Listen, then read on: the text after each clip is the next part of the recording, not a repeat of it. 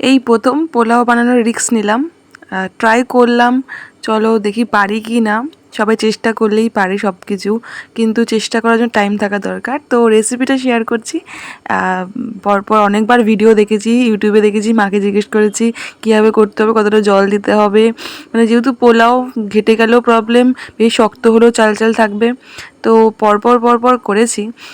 তো ভয় তো অনেকটাই লাগছিলো যে কী হবে, কারণ প্রায় 1 কিলো চালের খিচুড়ি, দুজন মানুষ আর 1 কিলো চাল খেতে পারবে না, সেখানে মানে এদিক ওদিক দিতে হবে, ভালো না হলে কি করে দেব, সেটাও একটা ভয়। তো সেজন্য রিস্ক নিয়েই করেছি। জীবনে প্রথম 1 কিলো চালের রিস্ক নিয়ে পোলাও বানাচ্ছি, জীবনে প্রথম, কোনোদিনও বানাইনি। তো আবার 1 কিলো চাল, অল্প চালে ভালো জিনিস হয়, মানে অল্প কিছুতে ভালো জিনিস হয়, কিন্তু আমার প্রথমেই 1 কিলো চালের পোলাও, জানি না কেমন হবে, বাট মন দিয়ে বানাচ্ছি। পোলাওতে মিষ্টি আর নুন এটার পরিমাণ ঠিক দিতে হয়। তো ওটা খুব ভয়ে ছিলাম, বাট ভিডিও দেখে বুঝেছি যে গন্ধ ভালো বেরোতে হবে বা টেস্ট ভালো হবে। তো যাই হোক, গন্ধ সুন্দরই বেরিয়েছিল। তারপরে ঘেমে টেমে একাকার, তারপরে পোলাও ডান। এবার হচ্ছে চিকেন কষা।